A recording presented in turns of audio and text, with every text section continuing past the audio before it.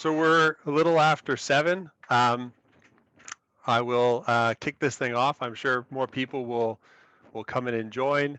But welcome to everyone to the second of our OFAH Inside Access events. I'm just going to stop my screen share here so you can see everybody a bit bigger on your screens. This is great. So this is our second event, like I said. I'm Keith Monroe. I'm going to be the moderator for tonight. And we've got people participating from all across the province. We got about 200 and pushing up to 240 people online right now, had over 500 register, so obviously a lot of interest. And the people in the audience are from literally everywhere in the province, Eastern Ontario, Southern Ontario, all across the north. So obviously a lot of interest in moose.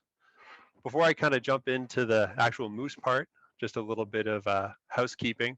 So this is Zoom webinar, so it might be a little bit different than Zoom that you've used kind of more, everyday video conferencing. So the way it works is you see the three of us on screen, and we're your panelists. Everyone else has your mics off and your video off as the audience, and that's just to make it manageable. If we had 500 people popping up on screens, it would get kind of overwhelming pretty quickly. But there's definitely it's set up for audience participation. So you'll see in the bottom of your screen a little Q&A bubble. Put your questions in there. One of my colleagues, Mark, is running things behind the scene and is answering questions, and then we'll raise them throughout this session. I know that some people have used the raise hand button. Just for a management thing, it's probably easier just to drop your question in the chat or in the Q&A so we can make sure it gets addressed. So some of the questions we've seen already are about getting a recording of this. So we are recording this whole session, so you can refer back to it later. All participants will actually get an email when the recording is available. And I know our comms people are going to be burning the midnight oil to get this up as quickly as possible, knowing that the first part of the Moose application opens April 1st and people want to have this information on hand. We'll also be obviously promoting that on our social media, and the video will be available both on our website as well as on our YouTube page. So with kind of that housekeeping stuff out of the way, happy to introduce the panelists today. I'm Keith Monroe, so I'm the wildlife biologist for the Ontario Federation of Anglers and Hunters. And in this role, I kind of work on everything from mourning doves to moose and pretty much everything in between. Behind the scenes is Mark Rickman. He's our manager of policy, and he's going to be running the live chat. So as you ask your questions, he'll be answering the ones he can kind of via text, but he'll also be jumping on and voicing those questions as we get to the various Q&A sections of tonight. Patrick Hubert is a senior wildlife biologist and policy advisor in the wildlife section of the MNRF. Patrick works on a range of files, including moose policy. And Jason Colonia is the automated service delivery specialist in the licensing and client services section of the MNRF. So Jason works on the day-to-day operations of the Fish and Wildlife Licensing Service and the implementation of new electronic services, such as the moose tag allocation. Move my screens a bit. So why are we here today? So the OFAH members hunt moose in many different ways across a huge area in the province using many different methods and following different traditions. As a result, they hold really wide range of views on these changes. Some people really like them, some really dislike them, and many hold opinions that are sort of in between. As these changes are implemented and hunters interact with the new system, we at the OFAH are doing our best to make sure that that range in views is heard by the MNRF. Part of this is our push for all of these changes to be reviewed once that they've been in place for 3 years. So regardless about how hunters feel about these changes, one thing that's been really clearly communicated to us is that you need information on how to navigate the new system, which opens on April 1st. Marion and Ajax, when she registered, she said what many of you said, you just want to understand the system better. Both Brad from Elora and Yasir from Toronto both identify that they're new into moose hunting and therefore need to learn quickly. Tonight, to kind of get that information out there, we're really going to focus on what the changes are and how to use the new system rather than the why the system was put in place. We definitely recognize that there is a lot of interest among hunters to talk about the why, but given that April 1st and the start of the application process is 2 days away, and there's already a lot of material to cover just on how to apply to the draw or the application process. We really don't have time to get into that in this session. Those sort of discussions around why are something the OFAH continues to have with the MNRF, and we're also having those discussions directly with our members. I know there's a lot of people on this call that I've talked to directly, and we've kind of committed to staying in touch, as people work through the new system. And then also just for OFAH members, just as a reminder, feel free to reach out to your zone execs, your elected members on the board, because they are your voice on these issues. So I'm just going to share my screen again to kind of show you how tonight's going to go. And we really built tonight's, if I can just advance. We really built tonight's agenda around the questions you all submitted when you registered. And so we're going to start with an overview of the changes from Patrick, and then Jason's going to jump into a live demonstration of the application system. Those two things will probably take us into our second hour, but once we're through those, we'll dive into some of the topics from your questions, things on like about points, about tag availability, and about strategies for applying. And then we'll end with, hopefully we have time, a general question and answer section. Throughout this whole night, we're going to have spots both to take questions from the audience as well. So if you have questions, put them in the chat and Mark will be asking them for you. Also, I've got the list of questions that everyone submitted when they registered, and that's really what I'm going to be asking to our panelists as well.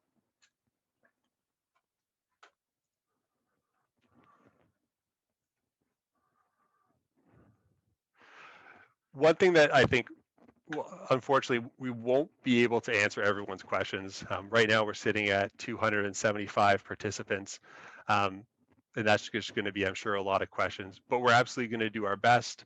I know Mark's going to be busy on the handling all your questions and making sure you get the answers that you want, either directly from him or voicing them through our panelists. So, with that said, from the comments that everyone submitted, it's really clear that people have sort of different levels of familiarity with the new system. To give everyone sort of the same foundation, Patrick is going to give a quick high-level presentation on the changes, and then after that, we'll dive right into the demonstration from Jason. So Patrick, if you want to share your screen and take it away, the floor is yours. Very good. Thank you, Keith. I'll get this pulled up here and folks can let me know when they see it.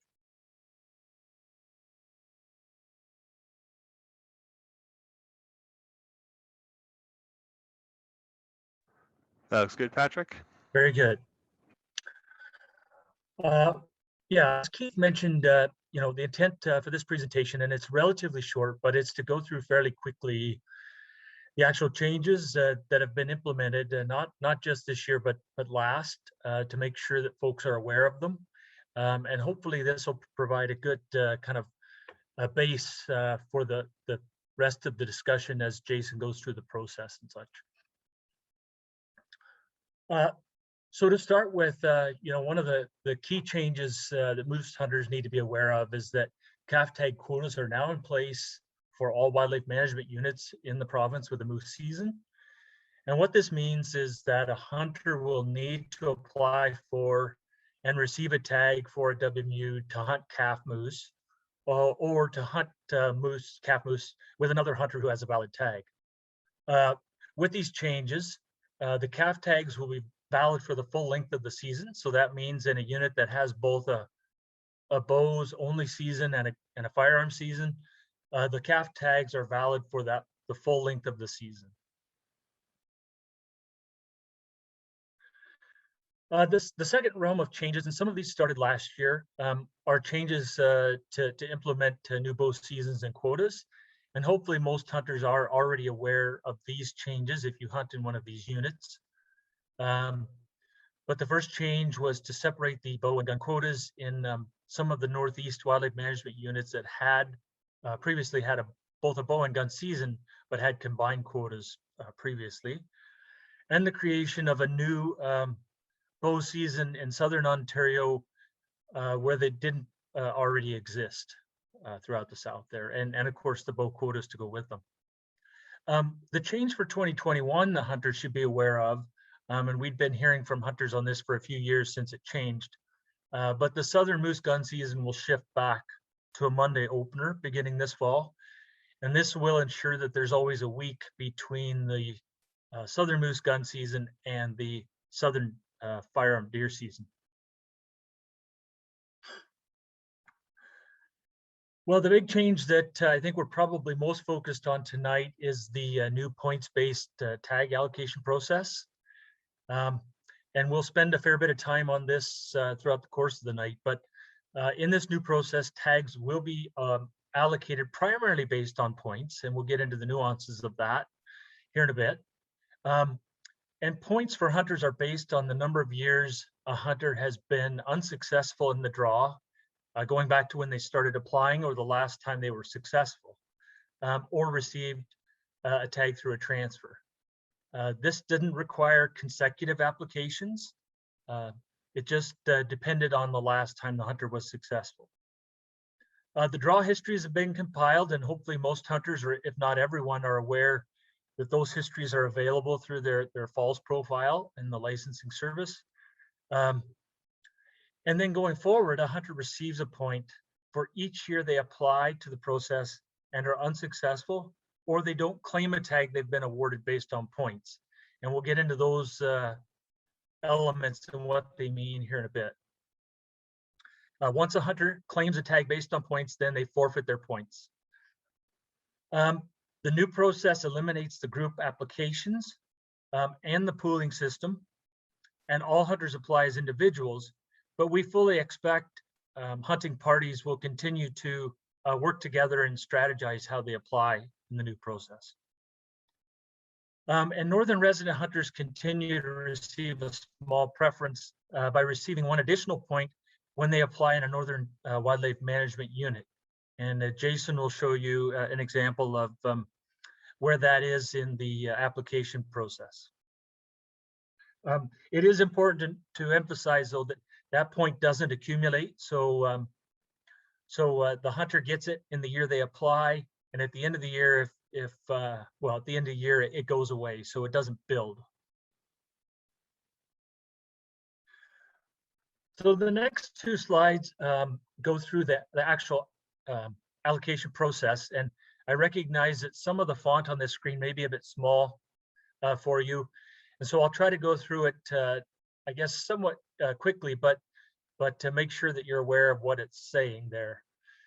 The new process is a two-stage process. So there is a primary allocation stage and a second chance allocation stage. The primary allocation stage, as Keith has already noted, begins here this week when hunters can start applying beginning April 1st. And they have to the end of the month of April to apply. And they do that by paying their $15 application fee. And then the hunter can make up to 3 choices at that stage. Or if they don't actually want to apply for a tag in that year, they just want to build points for the future, they can apply for a point directly at that first step. So once April 30th comes and goes, that application period closes, the ministry begins to run the process. So we run that process from May 1st to May 15th. And we run it in a stepwise fashion. So first choice equals step 1, essentially, step 2 and step 3, so on.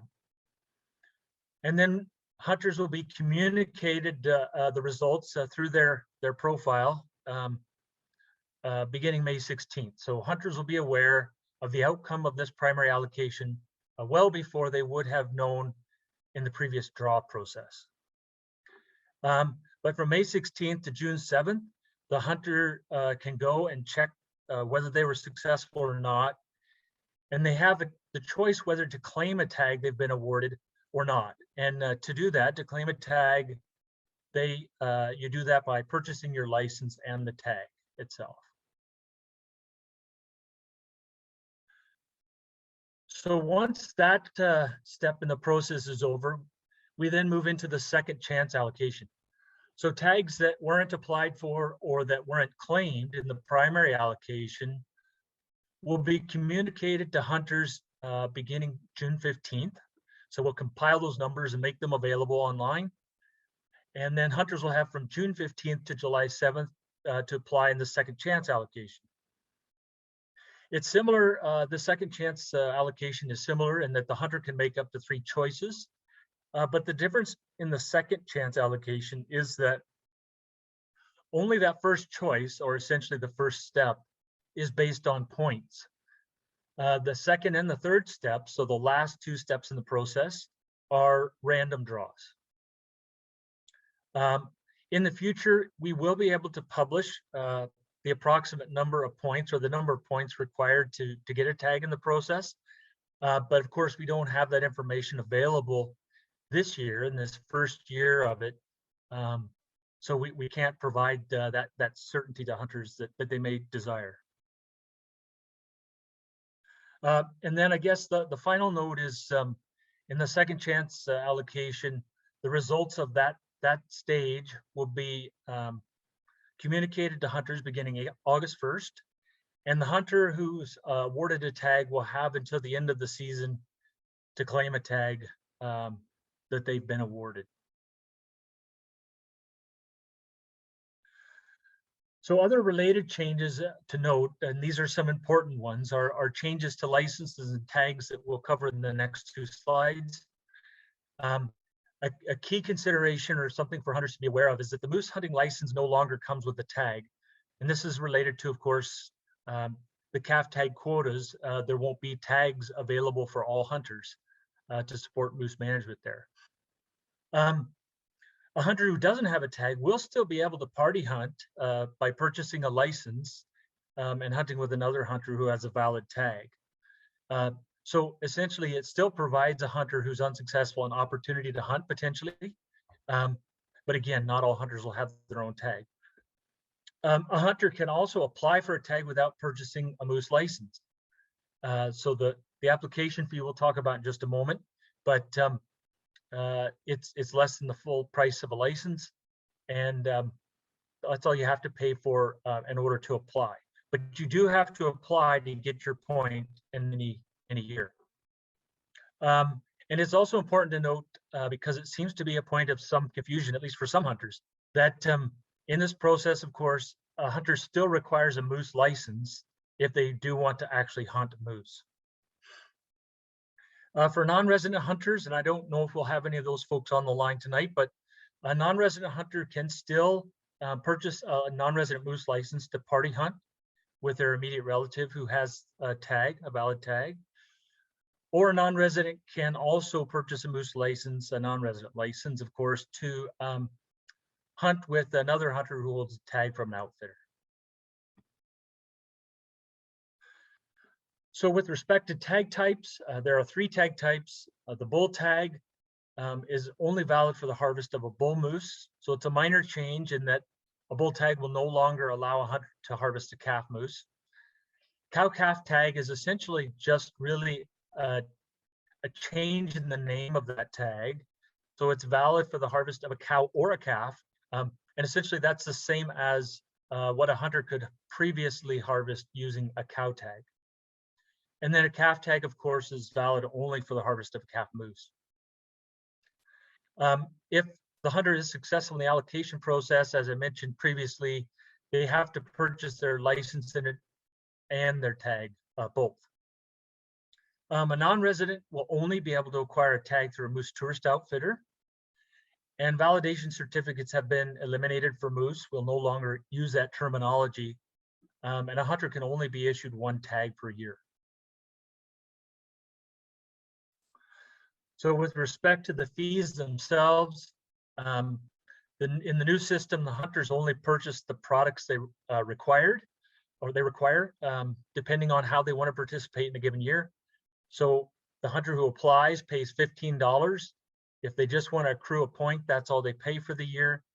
If they want to hunt moose, then they purchase their moose license. A hunter could choose not to apply. Of course, they don't get a point in that case, and just purchase their moose license for $35.29 to hunt with another hunter who has a valid tag. The non-resident moose license is, as it always has been, more expensive than a resident license, $469.86 this year. And the bull, cow, and calf tags now, again, if you're successful and are awarded a tag, you'll have to pay for it as well. With the bull tag being $200, the cow calf tag $150, and the calf tag $30. A few other key changes to note is tag transfers will be significantly restricted compared to previously. They'll only be allowed in exceptional circumstances related to injury, illness, or death of the tag holder or immediate family member, or a change of duty station for those folks that may be in the armed forces. And there's quite a process involved that require applications from both the transferee and transferor and require approval. So quite a significant process with, again, signatures and other supporting information required. All the hunters that will be hunting with an outfitter must have a must be the registered guests of the outfitter, and this is really similar to current or the previous requirements. But all the registered guests now must carry a registered guest form that will be provided to those hunters by the outfitter. And this helps to ensure the outfitters are benefiting from those fairly limited allocation of tags that they receive. The hunter reporting requirements for moose change slightly. For most hunters, practically it'll be the same, but the trigger for a reporting requirement is the moose hunting license rather than a tag now. And this is, of course, reflective of the fact that not all hunters will have their own tag. So there are a couple of good resources for more information. If you would like to learn more about the changes themselves, that top web page provides some good information there. And for a really thorough and fairly comprehensive coverage of the allocation process itself, this second website provides a lot of details and considerations for applying. So thank you, and that's the conclusion of this presentation. Great, thanks very much, Patrick. Before I turn it over to Mark, just to ask some of the questions from the chat. One question that I got a lot when people registered was about changes to actual party hunting rules. That was something that was originally consulted on. But can you clarify, what has or hasn't changed around party hunting? Sure. Yeah, so we did consult on changes. Won't I guess discuss the rationale for that, but they did not change. There's been no change to party hunting rules. So the rules that hunters have been going by for a number of years now continue to apply. So no restrictions on numbers of hunters in a party. There is still the 5-kilometer distance from the tag holder to hunters in the party, but essentially no change. And Mark, I know you've got some questions from the chat for Patrick that I see there's a lot of questions there. I think some of them we're probably going to cover as we kind of get deeper into the details, but Mark, I think you've got a couple you wanted to bring forward now. Sure, thanks, Keith. There's a lot of questions here actually, and some of them are very relevant to what Patrick just spoke about. So the first question, Patrick, is about northern residents. So geographically speaking, can you remind everybody What constitutes a northern resident? And can you also explain why the northern resident point does not accumulate? Sure. Yeah, so actually the definition of northern resident in the new system will match the definition of northern resident that applied in the northern resident draw from the previous draw process. So that really hasn't changed, but it's not simply based on wildlife management unit. So it's not based on whether you live in wildlife management units 1 to 42. It's based on territorial districts. And unfortunately, I don't have the list of territorial districts in front of me, but when a hunter is in the application system, they'll have an opportunity if they are, they have an address that should be in one of those areas to look at the attestation and confirm that they live in one of those areas. And I know Jason will be touching on this in a minute. Yeah, the second question about why the northern resident point doesn't accumulate. So when we discussed this with hunters in 2019, both through the engagement and consultation portions of this effort, there was, of course, very strong mixed opinions on providing a preference for northern residents. So we wanted to maintain, there was certainly a strong view among northern hunters that the opportunity to harvest moose and put moose in the freezer was still important to them. So we wanted to still provide a bit of a preference, but that preference didn't give them an unfair advantage. So that's how we landed on the 1 year or in year one non-accumulating point.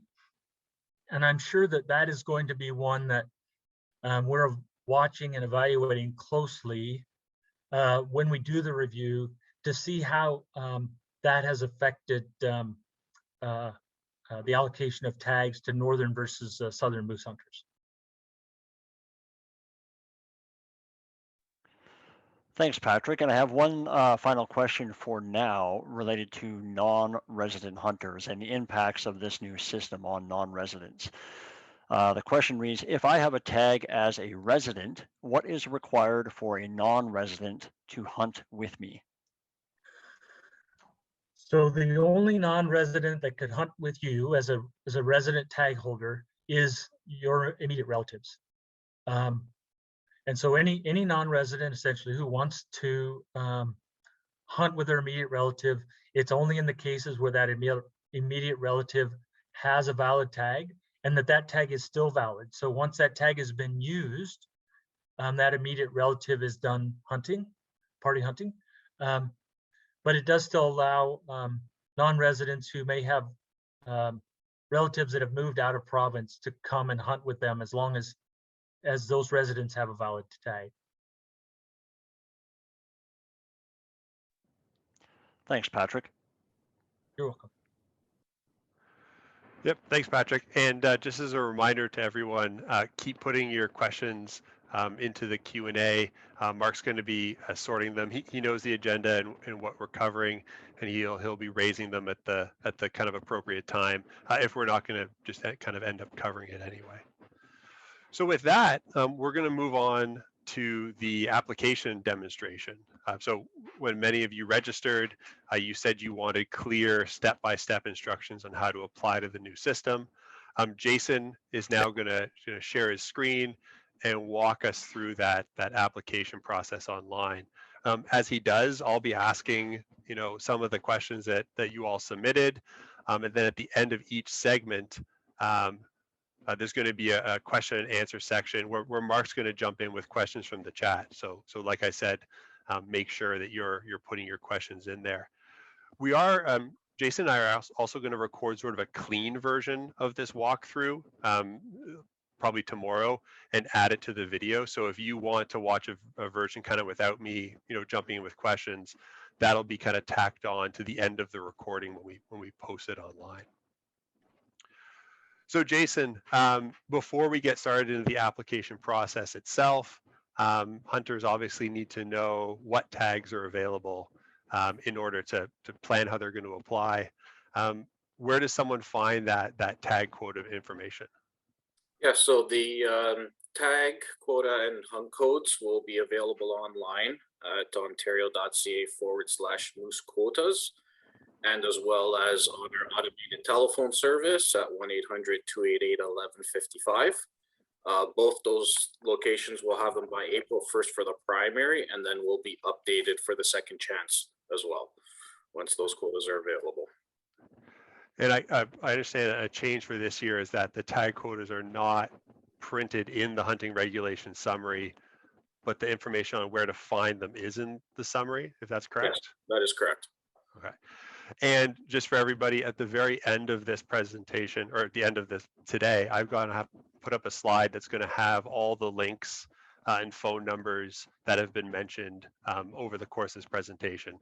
So if you miss writing something down, it's going to be there available. It's going to be there later. Okay, so Jason, it's April. We'll say it's April. People have seen the tag quotas and they're ready to apply to the primary allocation stage. What do they do? All right, so you're able to see my screen? Yep. All right, so you go to huntandfishontario.com to access your online account.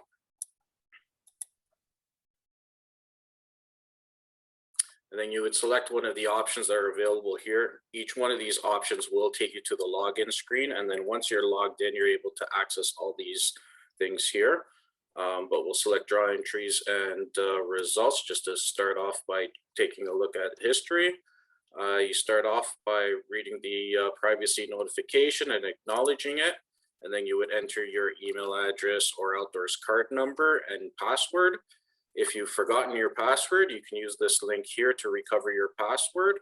Or if you haven't created an online account yet, you can use this option here to create an online account and then select create with existing outdoors card. If you're looking for any kind of tips on how to use the service, you can go to the helpful links here at the top, tips to get started. And in here, we have some information about browser support and what type of technology we support, as well as tip sheets. So we have different types of tip sheets here, from creating your online account, changing your address to applying to the different draws, claiming your tags, or viewing your points or draw results. Go back here and we'll start logging in.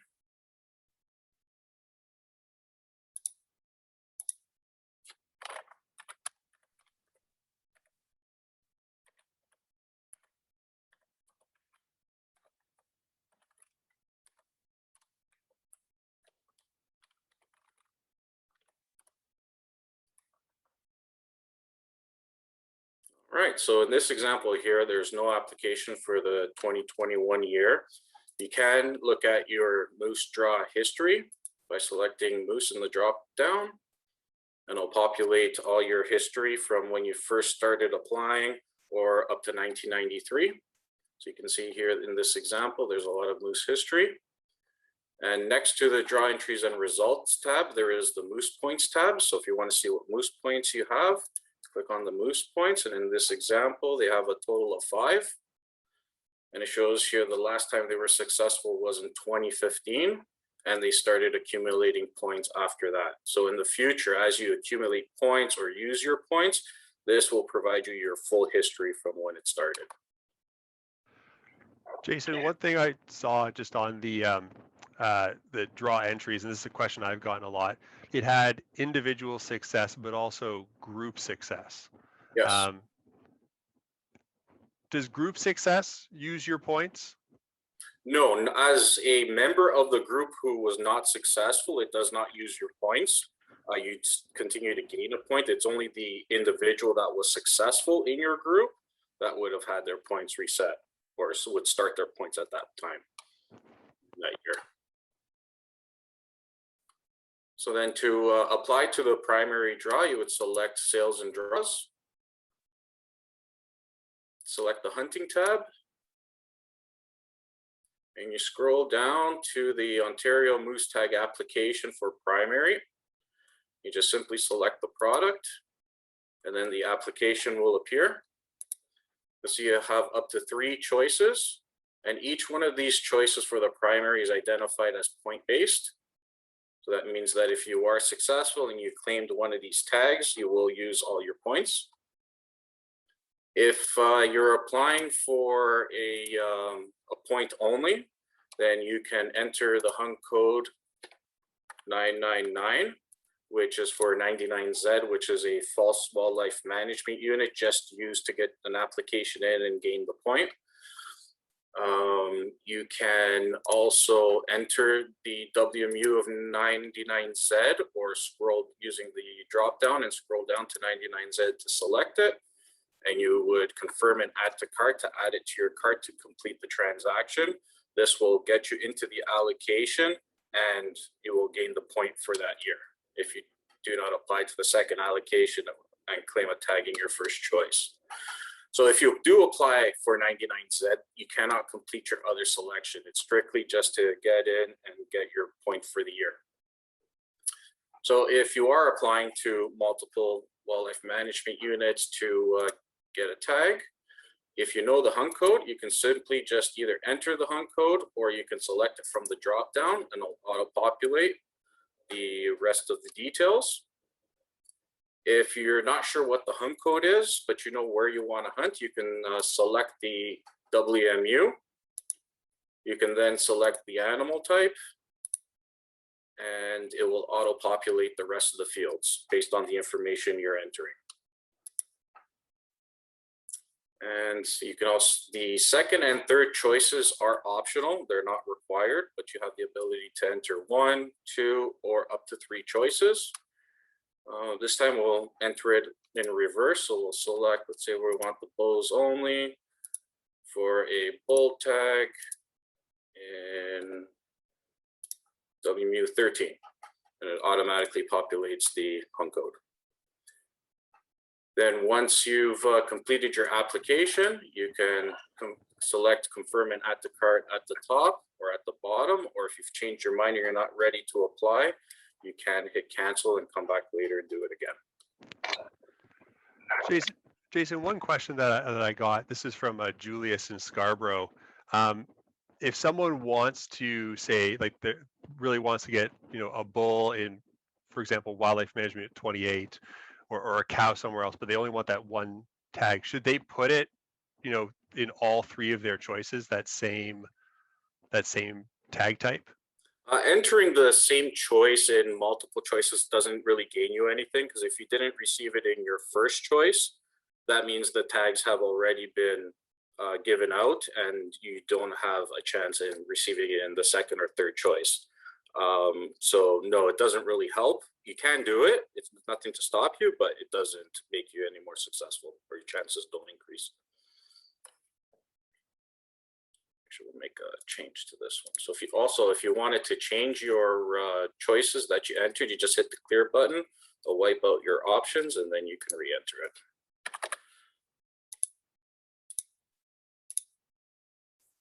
All right, so once you've confirmed your choices, you can select confirm and add to cart. Once it's added to the cart, you can either select the shopping cart at the top or the checkout button at the bottom. Either one will take you to the checkout page. Here's your opportunity to review your selections to confirm that they are correct before you make payment. If you do change your mind, you can hit the trash can here, which will remove it from your cart. You can go back to the hunting tab, select the product again, and you'll be able to re-enter your choices. Then you need to complete your billing information. If the address on file is the same as your billing address, you just need to click this link here and it'll auto-populate your address information based on your profile. And then you need to enter your credit card information.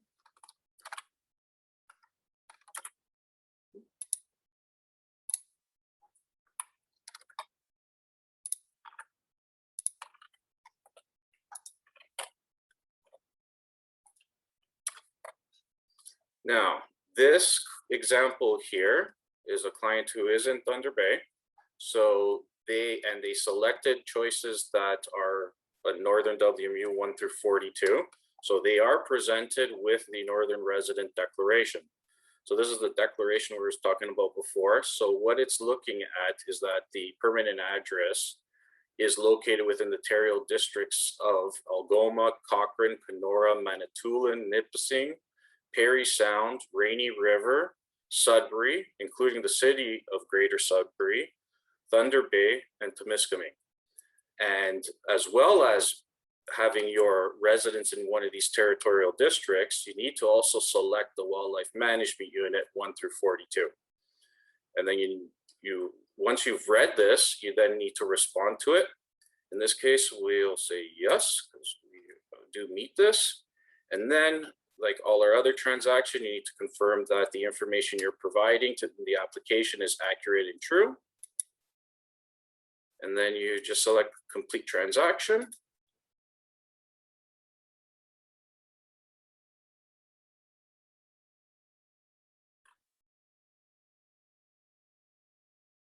Now the transaction has been processed. You'll notice here for the first and second choice, there's the northern resident indicator that shows that you've declared that you are a northern resident. So you'll notice that the first two have this indicator, but not the third one. And that's because for the first two choices in this example, they meet the northern resident criteria by being a resident in one of the territorial districts, as well as selecting a Wildlife Management Unit 1 through 42. So in this example here, they have 5 points. So going into the allocation in the first choice, they'll go in with the additional northern resident point of 6 points. For the second one, they go in at 6 points. But for the third choice, they're only going in with 5 points because it's not one of the northern wildlife management units. Once you've completed the transaction, an email will automatically be sent to your account. Should be here. There it is. And you'll get a copy of your receipt that will itemize your application and the choices that you made, and as well it does show the northern resident indicator as well. Jason, one question that I've gotten when someone registered was the $15 application fee. Do they pay that per application, or do they just pay it once, say like in a season? So you pay it once in the season. So if you apply to the primary allocation, you would pay the $15 there. If you were unsuccessful or didn't claim the tag you were awarded, you can apply to the second chance allocation at no fee. If you did not apply to the primary, but you want to get into the second chance, whether it's just to get the point for the year or try your luck at getting a tag, you will be charged the application fee. So you are only charged once. No, whether you apply once or twice, it's one cost, one fee. And that is how you apply to, oh, one more thing here, actually. Once you've finished your application and completed the transaction, you can go to your draw entries and results. And you'll now see that it's been updated with the primary draw. The results are pending as we haven't run the allocation yet, and it details your hunt choices. Jason, what would this look like for someone who's applying either over the phone or in person at say a license issuer? So over the phone through our automated telephone service, similar to before, you're able to apply using phone. You will need to know the hunt code itself when applying by telephone. So the quotas and hunt codes are available through the same telephone line. It'll provide you with the quota that's available and the hunt code to use when applying to the allocation. You're still able to enter 99Z, you're able to enter 1 or up to 3 choices. And if you do meet the northern resident criteria, the declaration will be voiced to you as well. At the end of the primary transaction, you will receive an authorization number that you should record and keep safe until the results are out. Through a license issuer, they will enter your selections in the allocation. At the end of the transaction, you will receive a similar receipt from the issuer. When they do provide you with the receipt, please review the options are correct, as if they are incorrect, they're able to avoid that transaction immediately and re-enter it for you. So it is done accurately. Great. Mark, are there any questions from the chat? I guess there are, because I'm seeing a lot of numbers pop up for Jason with regards to the primary allocation stage. Thanks, Keith. I'm looking through them right now, and I think a lot of them are actually going to be addressed. We're getting a lot of questions about points specifically, and as we work through this next little section, it might be best if we hold some of these point-related questions until after that. Great. Okay. So if there's no sort of key questions right now. So Jason, I guess the next step would be, everyone's waited patiently, and now it's May 16th, and the results of the primary allocation stage are available. How do people check and then claim their tags if they want to? All right, so it's May 16th. You have about a 3-week window where you can check your primary results and choose to claim your tag. So we'll start off by logging into the online account.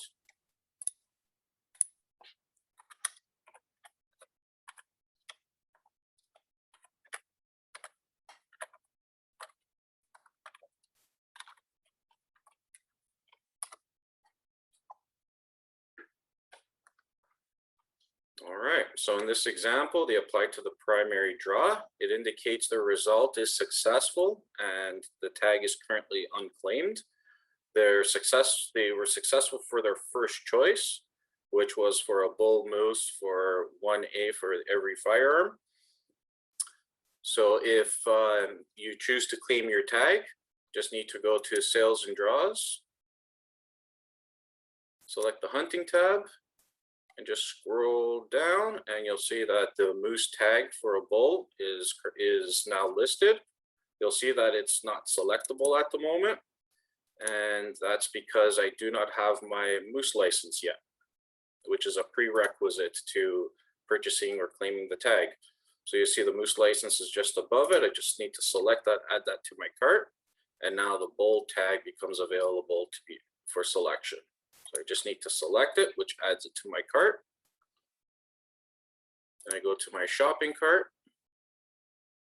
It itemizes the products that I have in my cart that I'm looking to purchase. Complete the billing information. Enter the credit card information. Complete the attestation and complete the transaction. Now, at this time of year when you are claiming your primary tag, the tag itself is not available to print just yet. All tags become available for print on August 17th. So if you check your active licenses, you'll see that the moose tag is now listed and the printing of it is pending. So it's not currently available. So on August 17th, you'll be able to return to your online account or go to a licensed issuer Service Ontario and have your tag printed. And if you check your draw entry and results, you'll see that the result itself has now been updated to indicate that that tag has been claimed.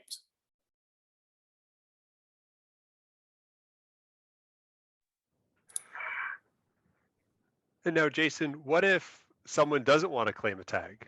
That's a question I got a lot about, what if someone they get a tag, but for some reason they've decided they're not going to claim it? Yep. What do they need to do? Yeah, if you choose not to claim your tag, there's absolutely nothing that you need to do. You just leave it alone, and any tags that are not claimed by the primary tag claim date, by the end date, will go into the second chance allocation. And Kelly from Angus asked a question that actually a lot of people asked. So she just asked, can you clarify that if you get a tag but don't claim it, you still keep your points and earn a point in this year? That's correct. You don't lose any of your points, and you will gain a point for the current year. And then Dave from Nalalu, and I'm sorry if I said that wrong, or sorry, Dan from Nalalu. How many times can I decline a tag and still keep their points? Is there any limit, At this year to time, year? no, there is no limit at this time. You can be awarded a tag every year and choose not to claim it. All right. And then the points. Then just one more question. This is from Steve from Midhurst. If you pass on getting a tag, say in 2021, will you automatically get one in 2022? It's not automatic. You may have a greater chance because now you have an additional point, but it's not a guarantee that you'll get a tag next year. It all depends on the quota available and the points that the applicants have that apply. And just like I asked, in the last section, what does this look like for someone doing it over the phone or in person? Is there any, special thing that they need to know? So it is available through our automated telephone line. You can call in and claim your primary moose tag through the phone line. If you do not have a moose license at the time that you claim the tag, it will automatically add the moose license to the transaction, and it will provide you with an authorization number at the end of the transaction confirming that you've purchased your license if you needed to, and the tag itself. And then it'll become available for printing on August 17th. At a license issuer, you can do it as well, and they will provide you with a receipt indicating that you've purchased your tag, and that tag again will be available on August 17th for printing. Great. Mark, any questions from the chat that would fit well into this section?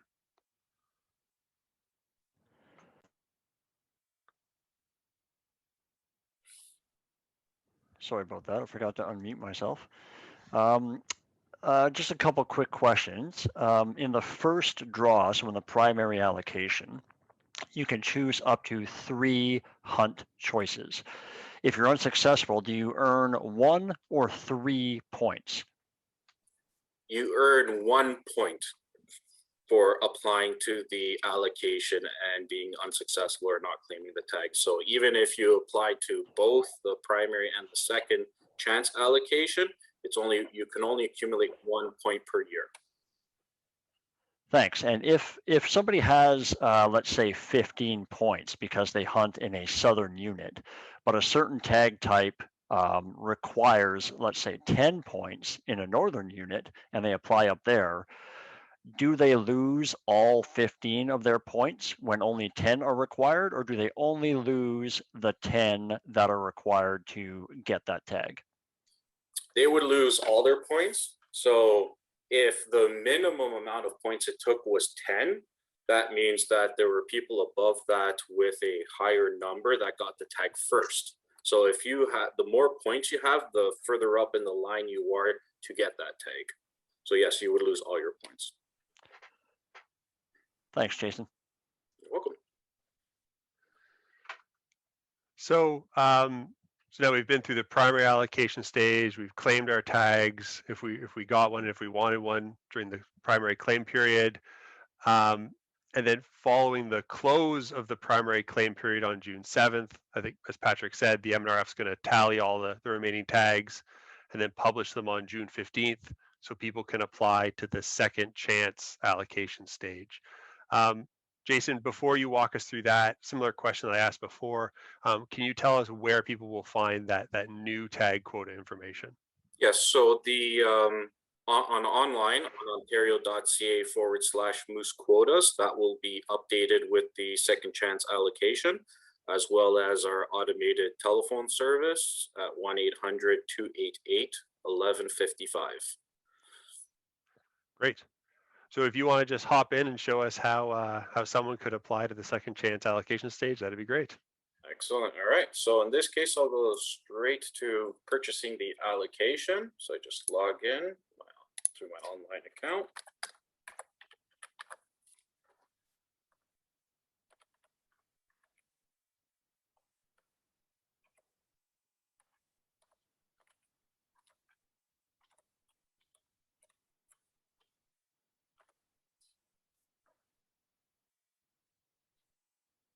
Okay, so in this example here, this client has already applied to the primary allocation. So in this case, they are eligible to enter the second chance allocation at no cost. So you'll see here that the second chance application at $0 is available to me, but the one at $15 is not available. If you did not apply to the primary, it would be the opposite. This one would be unselectable, and you'd be able to select the one at $15. So we'll select the second chance application. Again, you'll have 3 choices available to you. The first one is a points-based choice, where the second and third choice are non-points based. So that means they're random. So if you do claim a tag in the second or third choice, you get the tag as well as you accumulate a point for that year. If you claim a tag that was awarded on your first choice and you choose to claim it, then you will lose your points for that year.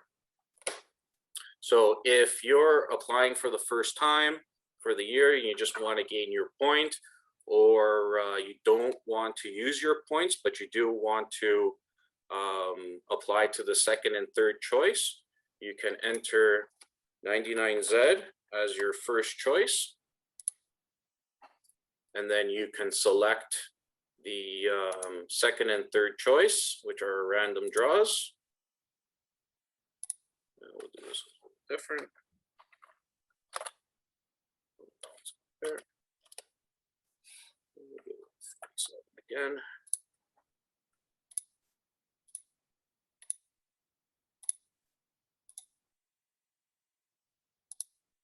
And once you've completed your selections, you can confirm and add to cart, either at the top, the bottom, or you can cancel out, come back later. If you make a mistake, you can hit clear and re-enter it.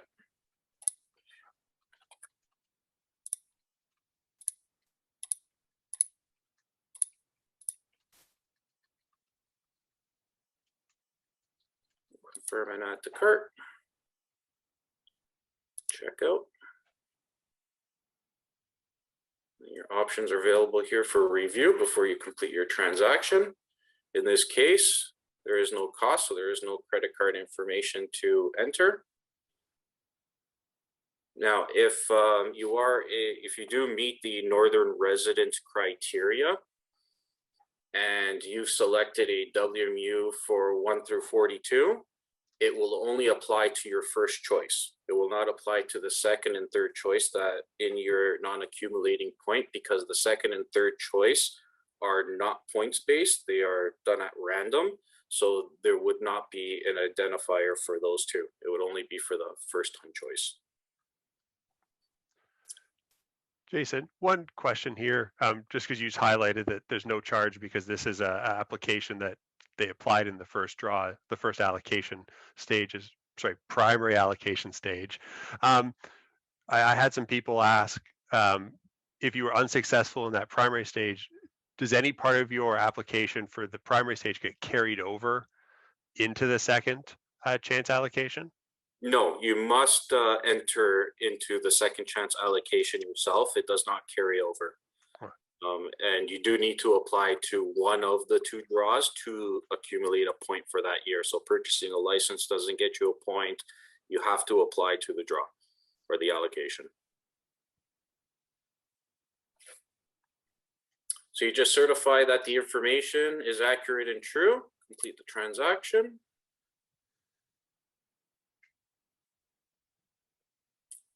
And you successfully entered into the second chance allocation. So again, similar to before, you will receive an email that you've entered the allocation.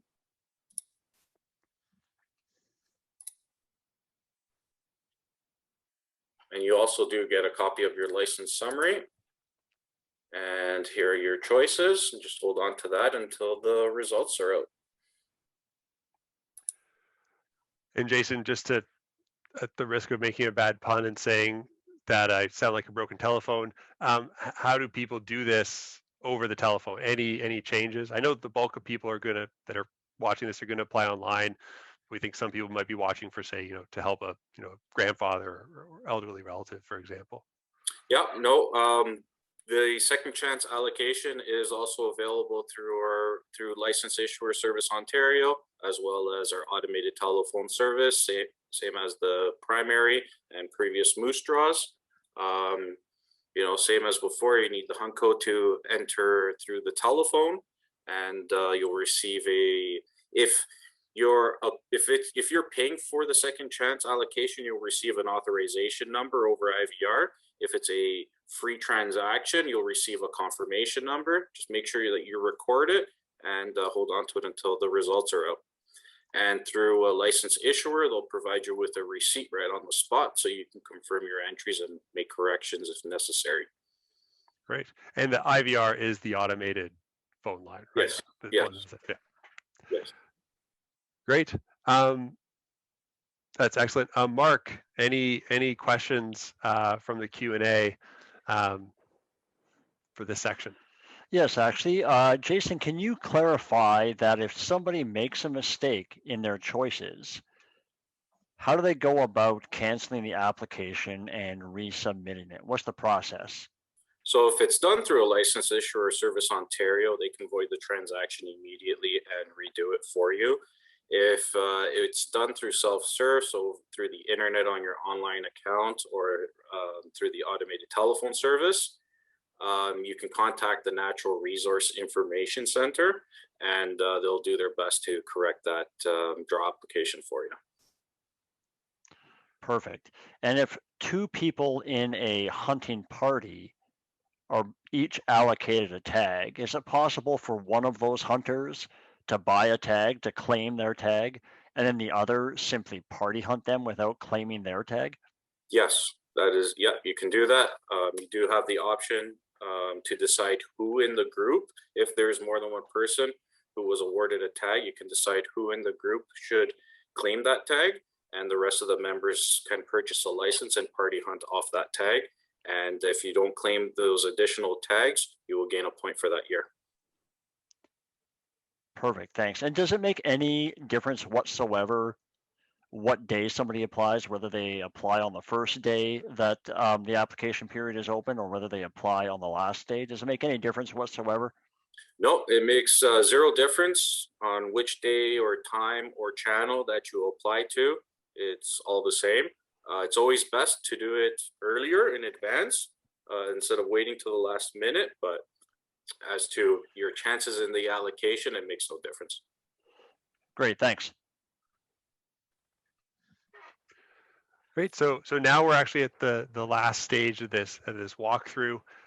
It's about 8 o'clock right now, so I think we're going to have some good time to get into sort of the deeper dive as to some of the questions that I've seen in the chats about the best ways to apply. But Jason, just for the purposes of the rest of your walkthrough, let's say it's now August and the results from the second chance stage are published. Can you walk us through what people will need to do now to claim if they want, and then print tags? Absolutely. So just log into your online account. So we'll go right to draw entries first, so we can see the result of the second chance allocation.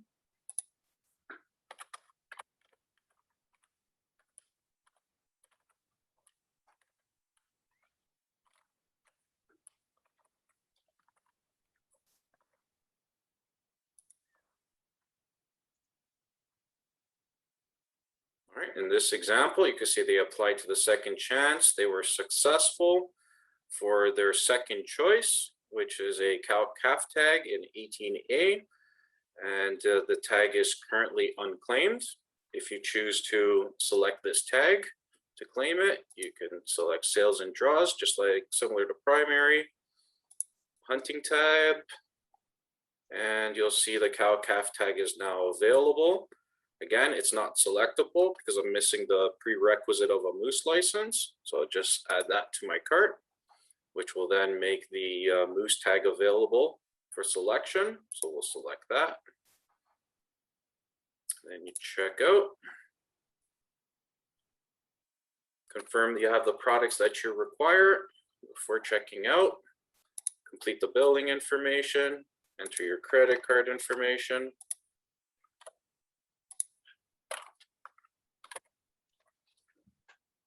Complete the attestation and select complete transaction. So in this scenario, we're pretending that it's after August 17th. So with the second chance allocation, you don't have a very tight 3-week window. You have more time. You have until the end of the season to claim the second chance tag. So since this is, we're mocking up a tag claiming after August 17th, I am going to actually generate the tag. So all you need to do is select print products. Gives you a warning that you are printing a tag, so you need to be prepared to actually print it because this is your one-time use. So this is your one opportunity to print your tag. So you just click proceed to print, or you can hit cancel. If you hit cancel, you can always come back later and go to your active licenses and print from there. So we'll proceed to print.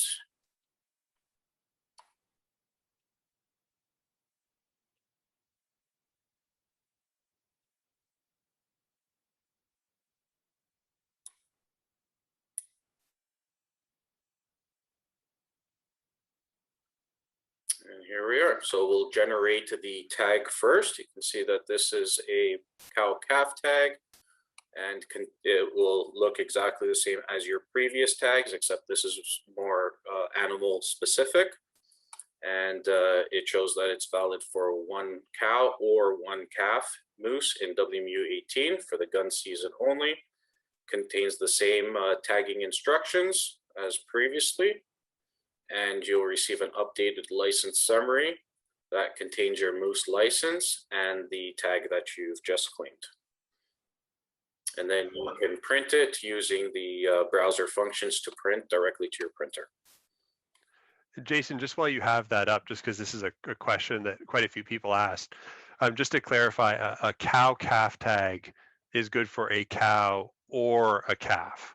There was some confusion as to whether it was for a cow and a calf. But I see there it's cow or calf, so you can make the choice of which animal you would harvest. Correct. So it puts the choice in the hunter's hands to decide whether they want to shoot the cow or the calf. Yes, so it's one or the other. It's not both.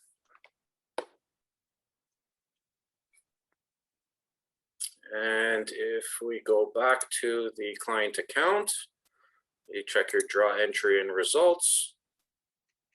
You'll see that that's been updated to show that you've claimed your tag, as well as your active licenses will be updated, which indicates that you have a moose license and the moose tag, and it shows that it has been printed because I printed it right at the end of the transaction. If you did not print it at the end of the transaction, or it's your primary tag that is now available to print, this will show that the tag is available, so be indicated with a yes, and then you would select preview print available tags, which will allow you to preview it, just to take a look at it. It does not use your one-time print, and then you have the option to physically print it as well. Jason, we chatted a bit beforehand, and I know that in this particular stage, that my question about the phone line versus in person, there is a bit of a different answer here. Yes, there is a bit of a difference here. So the claiming of the second chance tag is not available on our automated telephone service. That's because it requires immediate fulfillment. So you can wait until August 17th when tags are available to print to go directly to a licensed issuer Service Ontario location, claim your tag, and they'll print it for you immediately. And you walk out with it in hand. I have a question here. This is something Richard from New Hamburg submitted when he registered. What happens to tags that are not claimed during this second draw period? Or shouldn't say draw, second allocation stage? Patrick, is that one for you? Sure. They just go unused for that year, and they are in the future accounted for in the process we use to do our harvest planning. So if a tag isn't used, it can influence then more, essentially can lead to more opportunities in the future. But if a tag goes unclaimed or isn't applied for that matter, it just isn't used. And under our, this is kind of me going off script a bit, but under our current system with the, well, I guess the old system now, there would be surplus tags in a given year that weren't allocated as well for some wildlife management units. There could be a small number, yes. And in this new, or with the changes, there may be a few more of those tag types, given that we'll now have calf tags across the province, and the ultimate demand for those tag types is a bit unclear yet. But yeah, we would have at least a small number that would go unused each year in the past. Thanks, Patrick. Mark, we're going to do a sort of an all-encompassing Q&A at the end of Jason's demonstration. But are there any questions from the chat that kind of pertain to claiming a tag in the second chance claim period or printing a tag? Not necessarily about claiming the tag, but just to be clear, if you are successful for a tag in the primary allocation and you decline that tag, are you still able to apply for the second chance allocation? Yes, you can. Thanks. Yeah, there's no limitation to that. I have a question here from Jerry from Powassan. When is the 1 point that you get awarded? And I guess the kind of a side question of that is, when do you spend your points if you claimed a tag? When's that reflected in your on your online profile? Good question. So if you claim a tag or you're unsuccessful or didn't claim the tag that you were awarded, your points will reflect the current year's outcome at the beginning of the following year. So once you've claimed a tag or not claimed a tag, your points will remain the same in the current year. Then they'll be recalculated in January of the following year based on the previous year's outcome. So tag claiming, can happen for the second chance allocation right up to the end of the year. There could be tag transfers that occur. So the calculation is done at the beginning of the following year. Gotcha. So people won't see, like, I click claim a tag, I go to my history, it's going to show 0 right away. That's correct. It will not be updated immediately. Gotcha. So my kind of last question before I kick it over to Mark for sort of the general sort of Q&A to cover kind of everything you just talked about. But what about tag transfers? So Patrick touched on that tag transfers are, restricted. But in terms of sort of the nuts and bolts, if someone does meet those criteria for getting a tag transfer, how do they go about doing that? Yep. So if you believe that you meet the criteria and you would like to transfer your tag, contact the Natural Resources Information Center, and they will guide you as to how to get the forms, what you need to complete, and where to submit them. Great. And I've actually got that number on my numbers slide at the end of today, so we'll have that information up for folks as well. Anything else, Jason, from your end before I kind of kick it over to Mark? Not much. Just one thing I wanted to add was, when you do claim a tag based on points, whether it's a bull tag, cow calf tag, or a calf tag, it uses up the same amount of points. So if you're going in with 10 points and you claim a calf tag that's awarded based on points, you do use up those 10 points for that calf tag. Gotcha. No, that's a good point. And actually one that we've gotten. Great. So Mark, kind of general questions from the chat about all things application process. Yeah, thanks, Keith. And Jason, thanks for that very detailed summary of the process. There was some information that was buzzed through somewhat quickly. So just for clarification, can you explain to everybody which tags can be purchased up to the last day of the season? It sounds like it's not that's not available for all tags. Can you clarify which ones you have to purchase at what time and which tags can you purchase up to and including the last day of the moose season? So for tags that were awarded through the primary allocation, you have a 3-week window to claim those tags. So I believe that starts on the May 16th until, let's see, May 16th until June 7th. So June 7th is the last day that you can claim your primary tag. Any tags that remained unclaimed will go into the second allocation. For the second chance allocation, you have until the end of the season to claim that tag. So there's not as much of a rush to claim your second chance tag. Okay. And calf tags specifically, can they be used in either the gun and or the bow season? Yes. That might be a bit, okay, sorry, that might be a better question for Patrick, but perfect. But yes, no, the calf tags are issued for both the bows and gun seasons. Yes. Okay, and we have quite a few questions about what the possibilities are for the combinations of your 3 hunt choices. So for instance, if you were to put, sorry, I'll start with this question. Can a person apply for a bow tag for their first choice and then a gun tag for their second choice in the same wildlife management unit? Yes, they can. Okay. Now, if you could explain a little bit about the behind the scenes process. Somebody has a good question about, if you were to put or input 3 different choices for the different animals in your preferred order from your first choice to your third choice, all in the same wildlife management unit.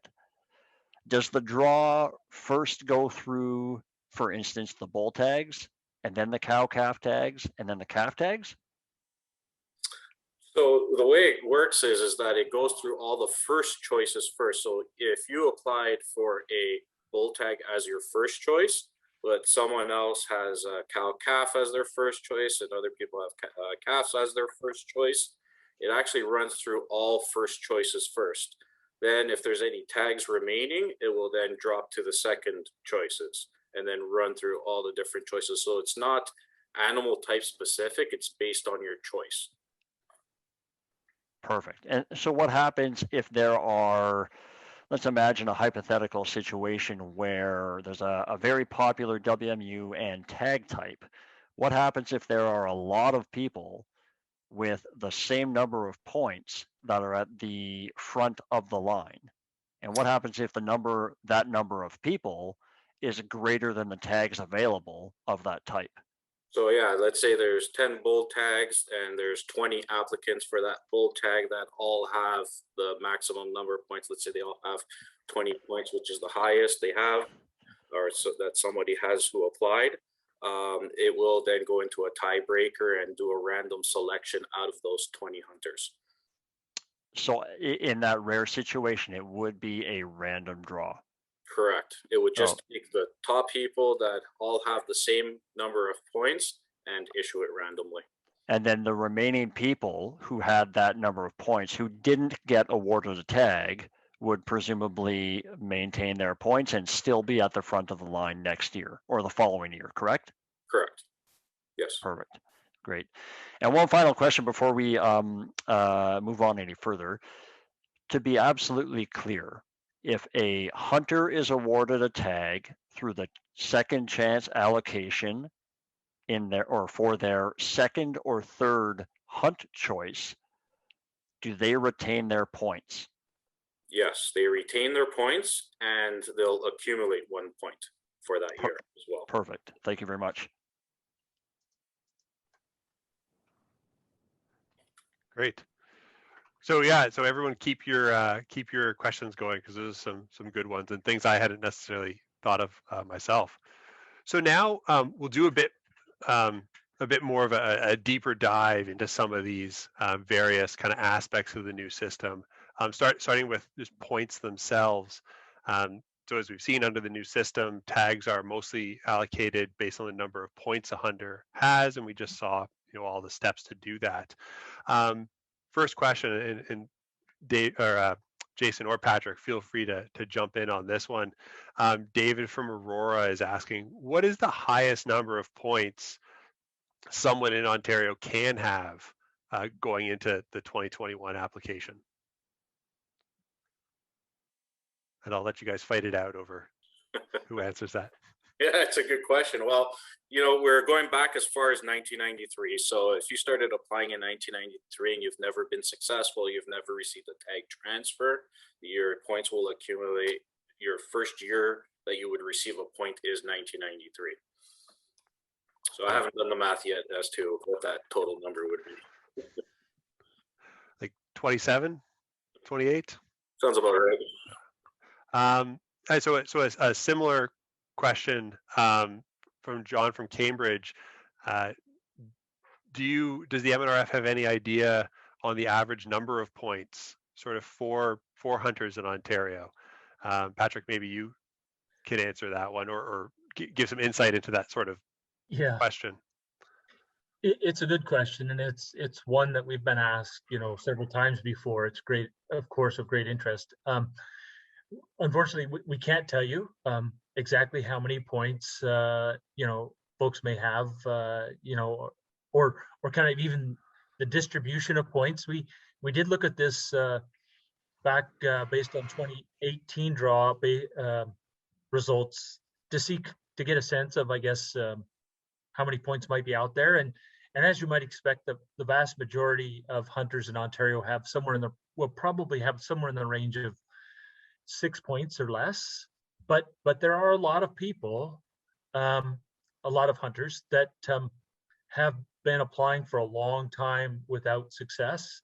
And we do know that there are probably at least 100 or more hunters in the province, based on our estimate or look at the data, that are probably in that category of having applied every year since 1993 without success. So we have a small number of hunters in the province that are in that category too. So while most hunters don't have a lot of points, we do have a number of hunters in the system that have been applying for many, many years without success. So it's impossible to provide any specifics on that. We will, after year one, be publishing some information on the minimum number of points required to get any particular tag type. But unfortunately, at this stage, we just can't provide much insight into that. Kind of building off of that, and this is a question from Paul from Cloyne.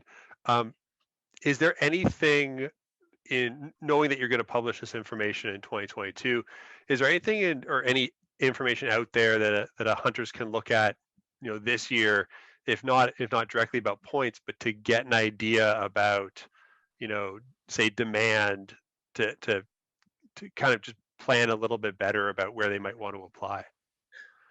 Yeah, sure. The a good indicator of the types of tags that are going to require the most points are those tag types in the past that have had the most applicants per tag. So some of the information we've published in past hunting rig summaries, and I do believe we have something in this year's hunting rig summary, at least on some of the application stats still. So those types of tags, particularly things like gun bull tags, in the more accessible units in central and northern Ontario, are going to be the tags likely that are going to cost the most points. And then the tag types that typically would have fallen through to the surplus tag allocation, for example, will require the fewest points and are more likely going to be allocated in those late steps of the second chance allocation. So those are the kind of the indicators, that will give you some sense of the types of tags that are going to cost you a lot of points.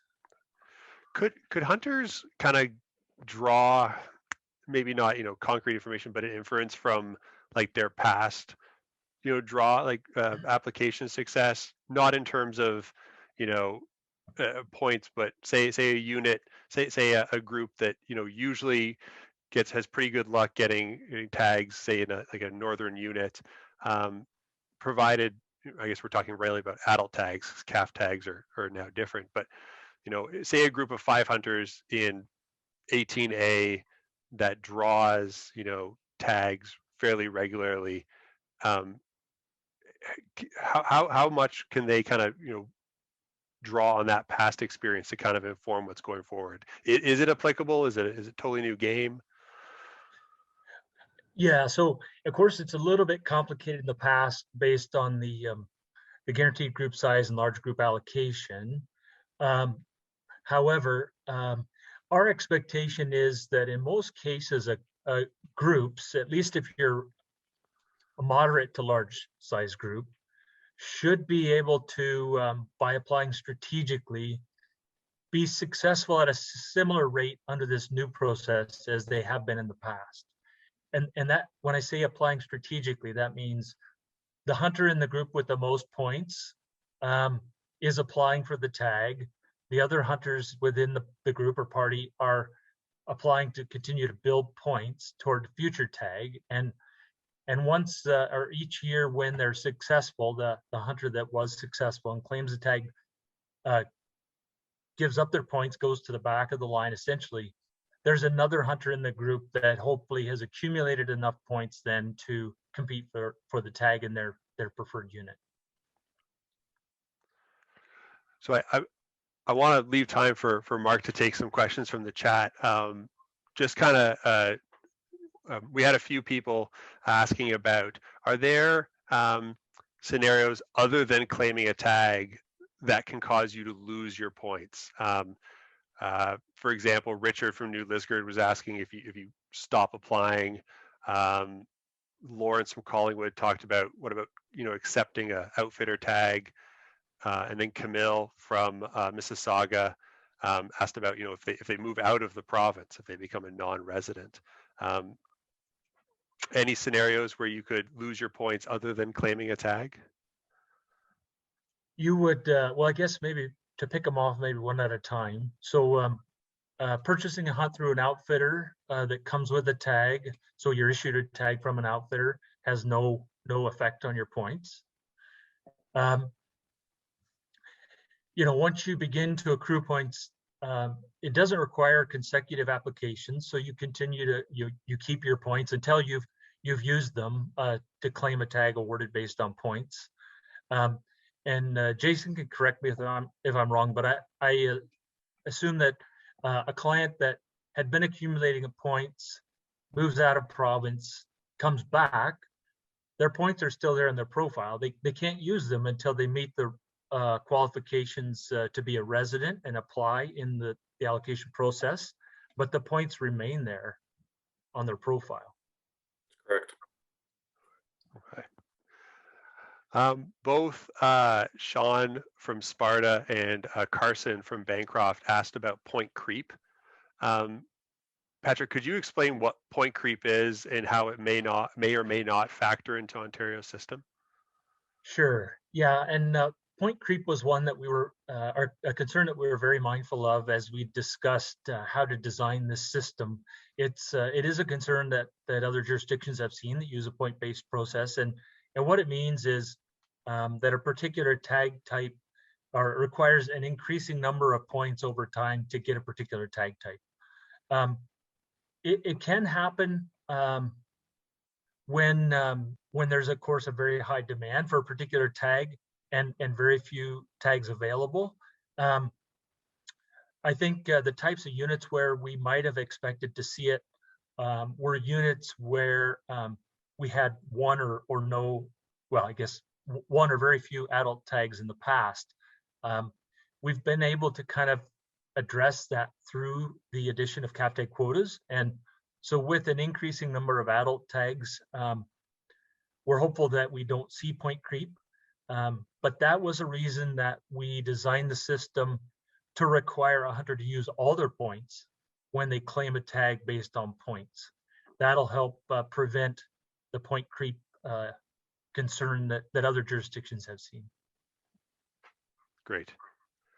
Last question before I kick it over to Mark. Is there a way for, and I think this is probably for Jason, is there a way for a hunter to request a review of their point totals if they think there's potentially been a mistake in calculation. Yes, if you looked at your online account and you believe your total is incorrect and it does not match your history, so you can go back and forth and check your history and compare it to your points and to see if it's accurate or not. But yes, you can contact the Natural Resources Information Center, and they'll direct you on how to complete a request to have your points or history looked at. Great. So with that, Mark, questions from the chat about points. Yeah, it looks like you've actually addressed the vast majority of the common questions about points. But can you quickly clarify, just probably put a nail in the coffin of this question, is there any penalty whatsoever for declining a tag? There's no penalty for declining a tag, 0.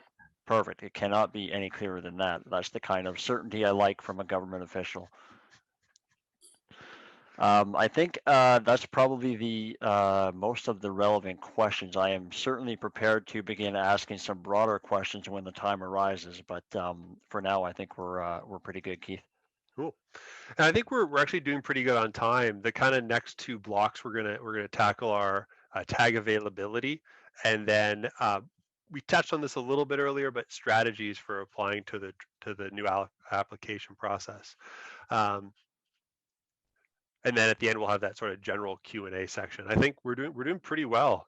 Covered a lot, and I think maybe might go a little bit over 9, but I think we're pretty well set to cover things.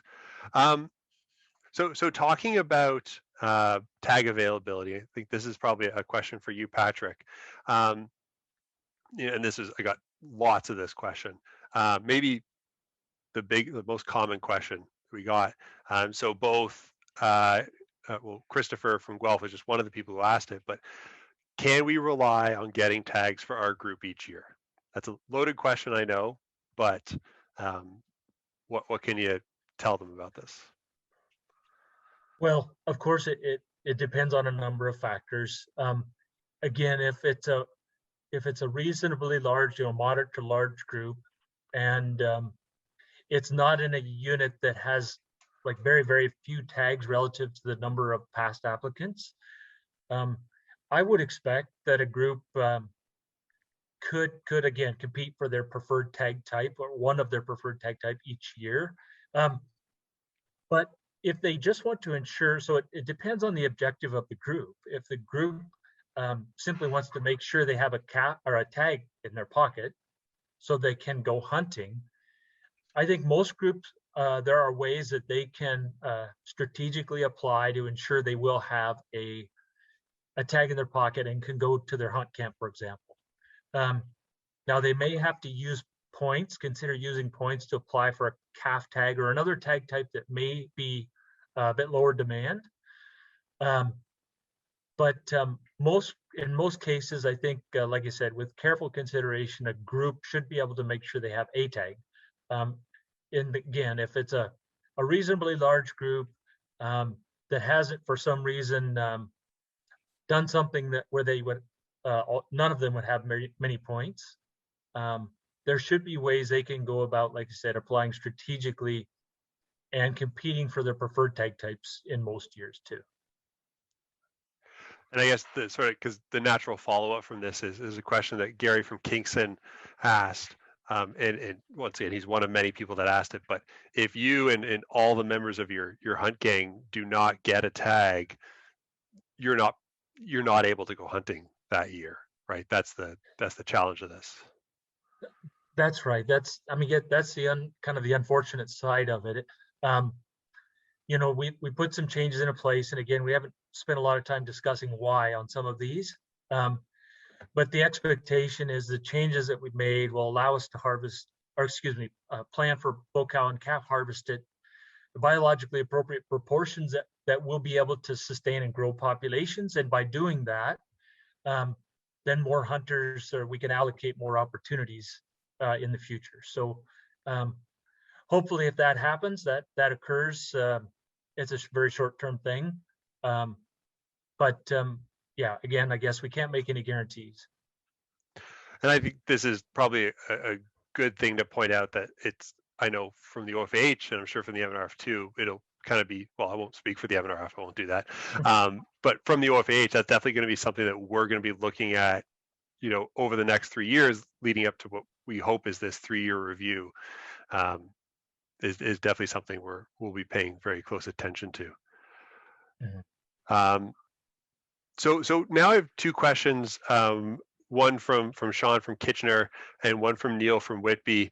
And they both kind of touch on the same situation, but how is this new system of applying expected to affect both the number of tags as well as the number of hunters sort of applying for them, kind of balancing, you know, both sides of that supply and demand question? Yeah, so the system, the allocation system itself, it doesn't have a direct bearing on the number of tags available. Those are really 2 somewhat separate processes. You know, tags available is based on what populations can sustain. But the new system is intended to make the allocation of those opportunities fair, and it should allow us to, in some cases, to better manage the resource again, to create more opportunity. And the second part again, the number of hunters applying for those tags.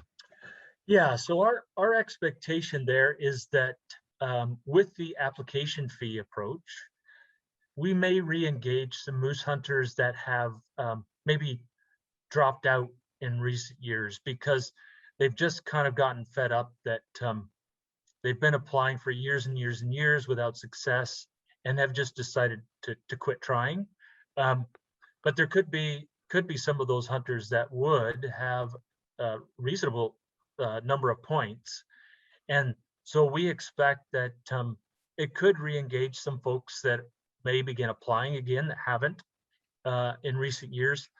But our to go along with that, we expect we may sell fewer moose licenses because for a number of reasons, you know, when hunters don't get tags, they don't go hunting. Hunters may see the opportunity or feel like it's more important for them to build points toward that kind of that one special preferred tag that they've always wanted. So there are a number of considerations that hunters may make that might affect those things. But with respect to applicants, we would expect more applicants. Some portion of those new applicants may just be applying for points, but hard to say for sure.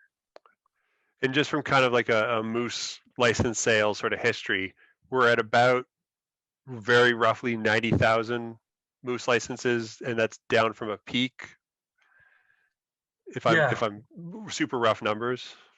Yeah, we were up over 100,000, you know, for a number of years, and now we've fallen now, and we actually fell below 90,000 there around 2015 or so, and it's kind of crept back up a bit. The one I think important consideration or something for moose hunters to be aware of is even in the past draw process, of course, we had a lot of people that purchased their license simply to apply and then set out the hunt. So, you know, I think our number of active moose hunters is somewhere closer to 60,000 moose hunters. But yes, we do have around 90,000 licenses sold. Okay, that's a big difference. Mm-hmm. All right. So that's it for sort of questions that I had from the pre-registrants in terms of sort of the topic of tag availability. Mark, anything come up new? We're going to jump into strategies for applying next, but on the tag availability side of things. Yeah, thanks, Keith. Patrick and Jason, I actually have several questions about tags specifically, if you're willing to entertain them. Some of them are have been mentioned in passing during the presentation, but can you clarify if calf tags can be used in both the gun and bow season? Yeah, I can clarify that one. Yes, they can be used in both the gun and bow season. So they'll be on the validation itself will be written that for the bows and gun seasons only. Perfect, thank you. And this is more of an allocation question, I guess, or a quota setting process question. So in areas where there hasn't been a calf tag draw in the past, will there be a significant reduction in the number of tags given out? Now, I'm not sure if this person is referring to just overall tags or what, but do you think there will be a significant reduction in the number of tags given out in a WMU that hasn't had a calf tag draw in the past? So we made a concerted effort this year with the calf tag quotas. And it's important to remember or to be aware that as we plan harvest, we look at a population and the number of moose that could sustainably be harvested from that population. And you know, it starts with the number, and then from that number, we have to determine the numbers of bulls, cows, and calves that come from that planned harvest. And in the past, when we didn't have controls on calf harvest, if calf harvest was high, that meant many fewer adult tags. I think the folks that hunt in one of the 5 units that got calf tag quotas in 2020 will have seen the increase in adult tags that came from our ability to restrict calf tag quotas. So this year in our harvest planning, as we're adding calf tag quotas across the province, it's similar in that the planned harvest all has to come from that pot of moose that the population can sustain. Nonetheless, we've done what we could through the harvest planning to try to sustain adult opportunities to the extent we could. But by working in the calf harvest, even in those units where calf harvest has been a bit lower, it gives us a better ability to manage the moose population in those units to achieve a bit better growth potential. So yeah, there could be some units where you see some fewer adult tags, but like I said, we've done our best to try to maintain those adult opportunities to the extent possible.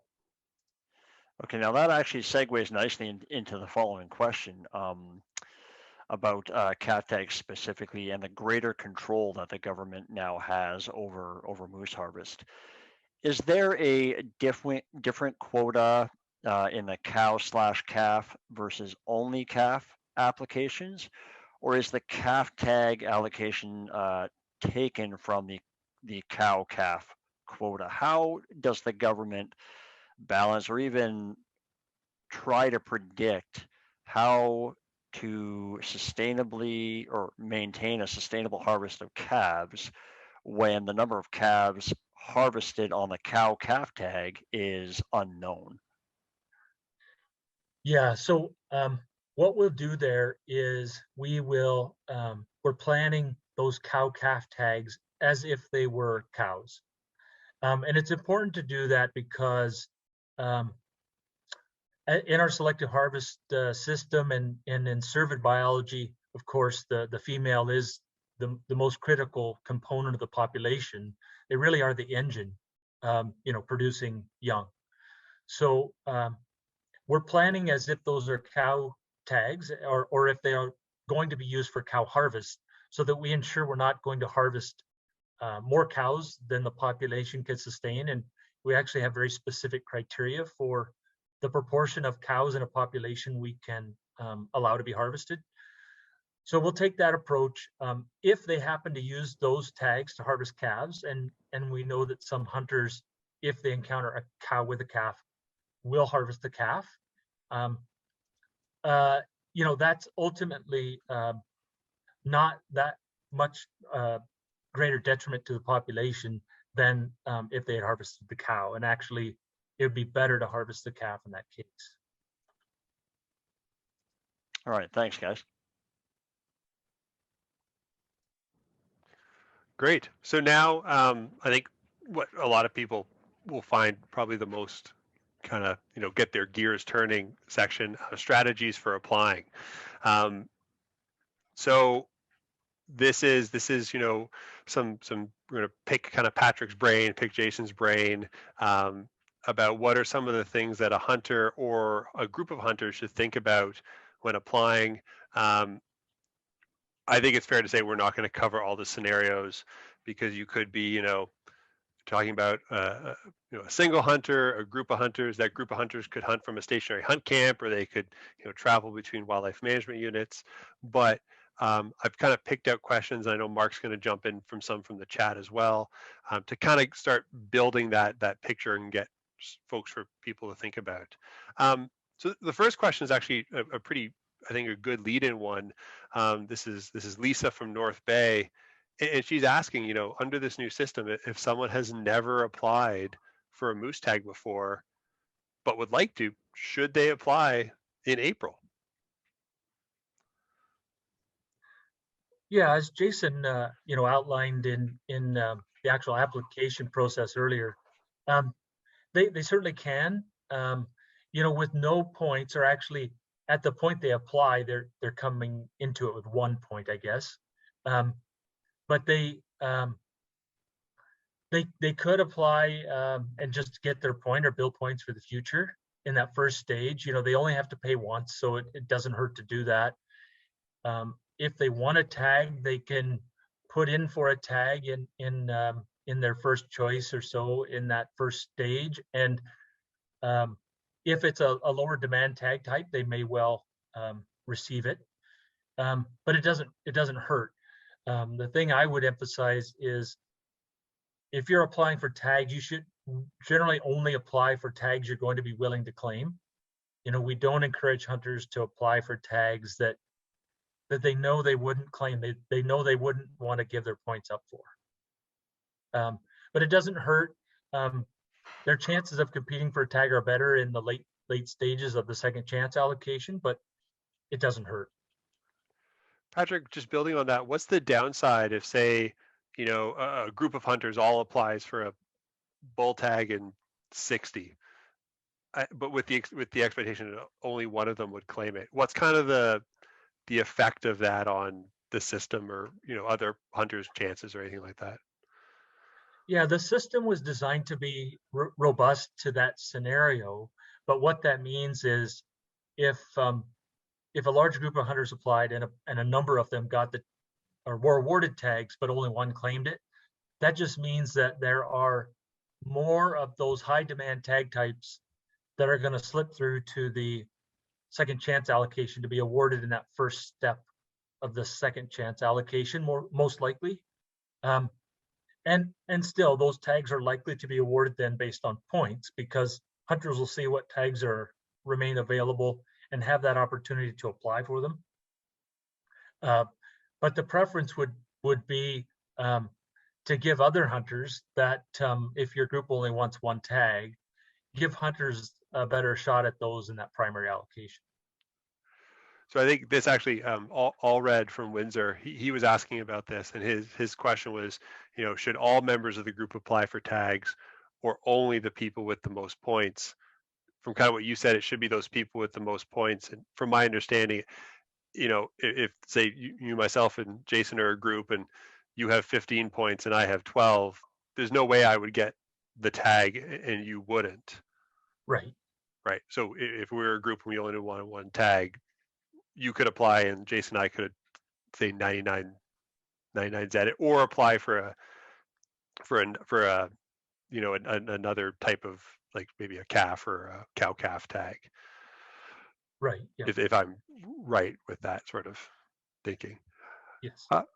So people ask a lot of different questions about scenarios, but I'm going to try to bundle them all into kind of one scenario and kind of get your thoughts on it. So let's say we've got a group of 8 hunters, and I'm kind of just picking that because it's kind of a mid-size group, and people in that group is a whole range of point sizes. Maybe there's a couple people with 2 or 3, all the way up to maybe someone 12 or in that range. That group, say, is going to sit down and talk ahead of applying in the primary allocation stage. What should they be thinking of, and what sort of approach might they want to consider? Yeah, and I've talked to a few hunters that have had similar questions, and I usually start with, you know, your considerations are you locked into a particular wildlife management unit, or are you emphasizing you want a particular tag type, for example? If it's a particular tag type, you might want to suggest that the hunters in your group with the most points apply for your preferred tag type in several different units with their first choice. If you're locked into a specific unit, so you have a hunt camp in a specific unit, the hunter with the most points in your group should apply for your preferred tag type in that unit. But you may want to consider, you know, if you want to ensure that your party has a tag to use in the process, you can either take your chances and wait till the later stages, again, the random draws, to see if you could pick up a lower demand tag type there, for example, a calf tag, or you could encourage one of those folks in your group that may have only a couple or a few points to put in with their first choice in the primary allocation for a calf tag at that stage, because there likely won't be many hunters willing to use their points at that stage in the process. So it depends on, like I said, how committed you are. If it's a particular, like I said, WMU you want to hunt, or if it's a particular tag type you want, kind of influences the approach you take. And I guess this is a really hard question because this is year one of that, of all this system. We don't know how people are going to apply. But I think you mentioned earlier that, you know, starting in 2022, you'll be publishing what it took sort of points wise the previous year to get tags, which will then help with this planning. I don't know if this is an easy question to ask, but I'm going to throw it out there just because it's one we got a bunch. I got numerous questions from people with low points totals. You know, Richard from Oshawa asked this, and Terry from Ridgeway asked a similar question. Basically, they have 1 or 2 points. You know, what are their odds? And I know this is tricky because we don't know where they're hunting in the province. We don't know what they would want to do for, but can someone, and under some scenario, even with that low point, still think that they, you know, could draw a tag in 2021?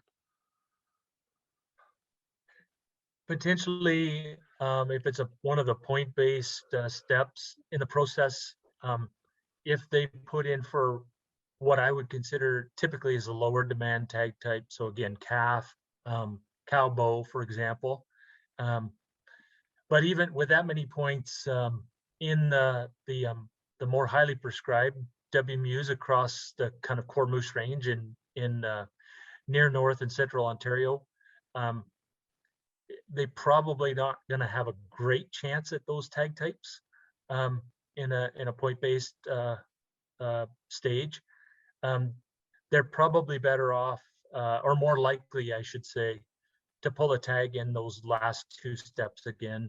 So building points while they're competing in the random draws, and much like we've talked about with respect to how many points it's going to take, we really it's difficult to predict how many people might be throwing in for those tags at that late stage. So if it's a random draw among, you know, a fairly small number of hunters, that sounds pretty good, but it could be a random draw among many hunters, perhaps. I ask one more question before I kick it over to Mark, but this is from Roland from Valcaron. He's just asking, I think in general, are bow tags, you know, a better, you know, is there a better chance of getting bow tags than gun tags? You just touched on, you know, cow archery, which I know are very frequently low demand, but let's limit it to bull tags. Any difference, sort of a general statement, between how easy it is to get a bow bull versus a gun bull? I would say with respect to bull tags, it's fairly similar, I would guess. It may cost maybe a few less points for bow bull tags in some units, but bow bull tags in other units are even more popular than gun bull tags, for example. The bow season can often be at a time when bulls are calling, and so many hunters prefer to hunt during that time period. So on the bull side, yeah, it's probably kind of a wash between bow and gun. And then on going back to the cow side, there are units where there can be quite a number of archery cow opportunities. Are there also units that are closer for cow gun and cow gun and cow bow tags where it's a bit more equal demand? There are some, but as a generalization, cow gun are more popular than cow bow tags. Great. So Mark, next thing we're going to do is after this is going to roll into a general Q&A section. But anything kind of from the chat that you wanted to bring up that specifically relates to sort of application strategies? Sure. Probably one question that seems to be recurring a little bit. So if a hunter or a group of hunters is only interested in hunting in a single wildlife management unit, and let's say they're only interested in harvesting a bull, would applying for that bull tag in that WMU as all three choices improve or even change their odds of drawing that tag? Or is it a case where if you're not successful with that pick for your first hunt choice, you wouldn't be successful for your second or third choices either?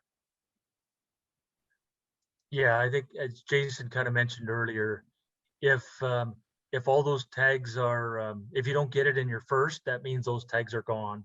And so having applied for it in your second or third choice isn't beneficial. Doesn't hurt, but doesn't help either. Fair enough. I have a lot of questions that are probably more general in nature, Keith. So maybe I'll pause there.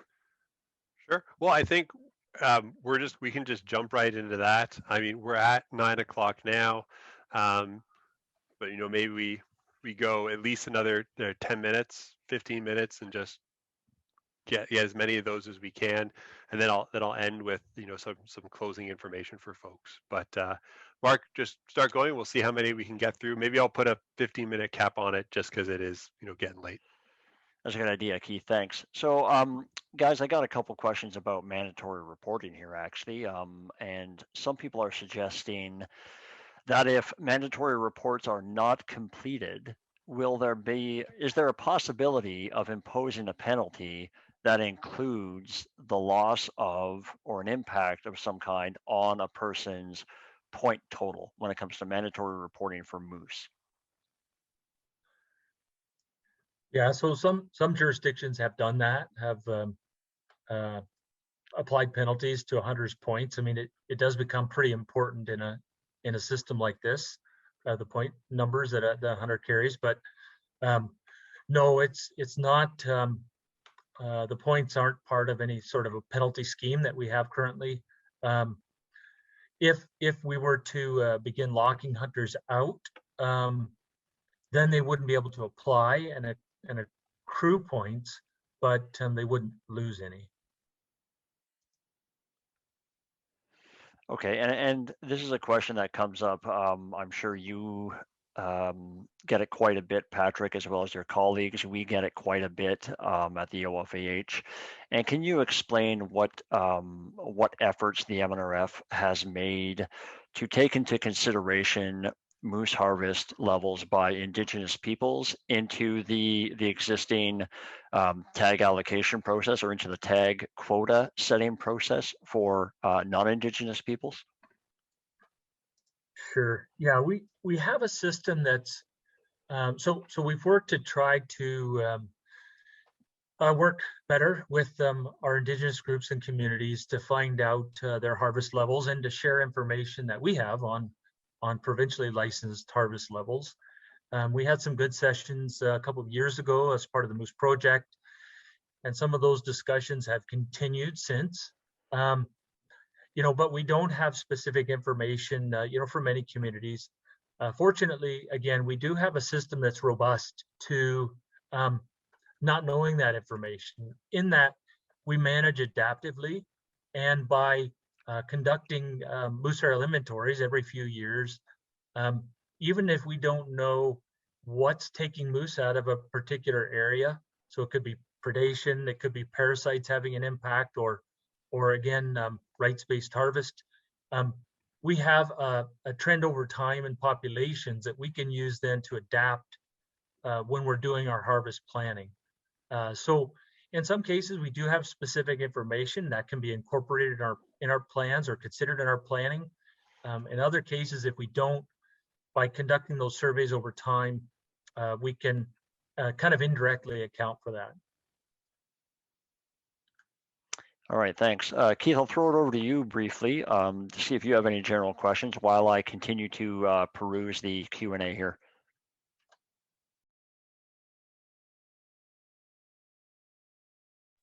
I did the video conferencing party foul of talking with my mic on. So just we've been through a lot of it before. Tom from Kirkland Lake was just asking about, if you get an adult moose tag purchase from an outfitter, do all party members have to be registered guests? And I believe Yes. the answer from that was yes. Yes. One question, Douglas from Baileyboro, that kind of feeds into that. What percentage of tags go to outfitters when we're kind of talking about tag availability in general? Yeah, so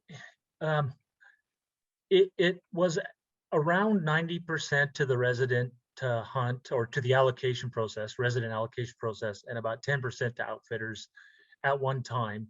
It has varied a bit since, and it varies for every wildlife management unit. So while at one time, all the wildlife management units across the province added up to 90% to resident, 10% to the outfitters, for each wildlife management unit, the proportion is different.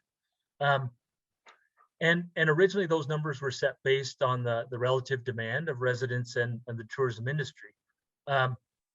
More recently, because some of the units where resident demand is low, quite low in some cases, relative to the tourism industry demand or ability to use those opportunities, the proportion has increased a bit to the outfitters.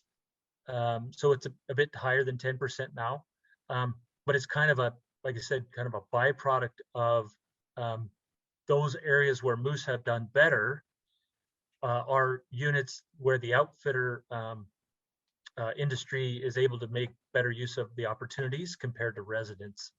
And then those areas where residents have a much higher demand are those areas where populations have declined in recent years. Okay, and those where you say an outfitter outfitters can make better sort of access, is that more fly-in only access units? Yeah, that's right. Okay. Yeah, those areas, and I should note too that about a third or more now. Of course, last year was an anomaly, and hopefully it's the only year we have quite like that. But about a third, a typical year of those tourism industry opportunities are actually go to residents, or accessed by residents. So, our residents always make pretty good use of the tourist outfitters across the province to access opportunities. Mark, I've just got one more before I kind of kick it over back to you. So this is I think probably for Jason. So this is from Gary. He's just asking, essentially, can you just break down how tags are awarded in the second chance allocation? I've seen some confusions about points for the first one and then random for the second and third. Kind of stepping behind the scenes, people have made all their selections. Can you run us through how you guys will actually run that, and then where the points versus random comes into play? Sure. So there's three options that you can enter for your second chance allocation. The first hunt choice is a point-based option. So we will run the first choice first, and it will be awarded based on points. And if you do claim a tag from the second allocation from the first choice, it will cost you your points. Then we move on to the second choice selection, and that is done at a random draw. So we'll do all the bulls, cows, calves, and calves at a random. And the same thing, we will then go down to the third choice and do the exact same thing. And if you claim a tag from your second or third choice, it will not cost you your points, and you will gain a point for that year to be used in the following year. Gotcha. So, but conceivably, like I could apply for a tag as my second choice that's available when I look at the tag quotas, but there may not be any of those tags left once everyone's first choices are Correct. kind of satisfied. So, you know, you may apply for a choice as your second. I selected as my first choice, and it's awarded to me based on points because I applied for it and I have more points. So I would get it first, and then if there's no more remaining, then it would not be available for anyone's second or third choice. If there are any remaining, it would then be available for second choice applicants, and then if there's still more available, it'll go down to the third choice, if any. Is this sorry, Mark, I want to chase that down a bit. Is this one situation where it actually may make sense to put the same thing as your first and second choice? So say I'm sitting on 2 points, but maybe there's a chance that 2 points will get me this tag, so I'll put it as my first choice, knowing I probably won't get it with 2 points. Does it then make sense to also put it as my second choice, so I'm in that random draw with everybody else? No, because if you have 2 points and you enter it as your first choice, if there are tags available, you will get it as your first choice because you've applied for it with your points. So it will be awarded to you before it goes to anyone else's second choice. Gotcha. So any points whatsoever will be met before it goes to that second choice, and that's the same in the primary allocation. Correct. So you can almost look like consider that it's like 3 draws in one application, right? So we're running all first choices first, then we go to second choices, and then we go to third choices. Great. All right, Mark, I've got a couple more, but I'll kick it over to you because you've been kind of looking through the chat better than I have. Sure, it may be a little bit of a pivot here, but if somebody received a moose tag through the surplus system last year or in previous years, does that have any impact on their existing point totals for this year? No, it does not impact your totals. If you did claim a surplus tag, you would gain a point for that year.